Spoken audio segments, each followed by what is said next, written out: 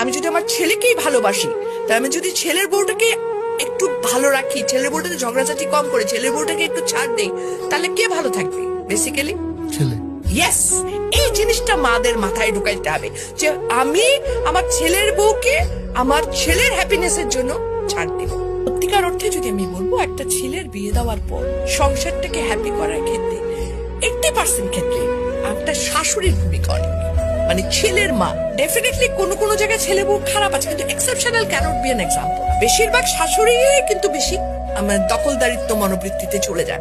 এখানটায় যদি ওনারা একটু ছাড় দিতে পারেন, ওনারা যদি একটু মনে করেন যে না, একটা যখন আমি আমার মেয়ের জামাইকে বলছি কি, আরে আমার মেয়ের জামাই কত ভালো, আমার মেয়েকে কিছুই করতে দেয় না, সারাদিন অফিস থেকে এসেও সে মেয়েকে রান্নায় হেল্প করে।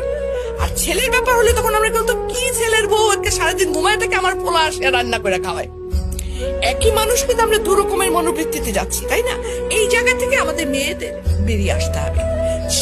আমরা মেয়ের জামাই আসলে পোলাও কোরমার অভাব রাখি না, আর যখন ছেলের বউ তার 1/4 তো আমরা দেই না, ছেলের বউকে বলি এত নেলস তো ভালো না, আমিও তো বলছিলাম, আমি তো এত খাইতাম না। সিরিয়াসলি, কিন্তু ইট হ্যাপেন্স। হ্যাঁ, কিন্তু মেয়ের জামার জন্য পোলাও কোরমা করতে যদি টাকা না থাকে, আমি ঋণ করে নিয়ে এসো খাওয়াবো। রিজনটা কি? রিজনটা আমি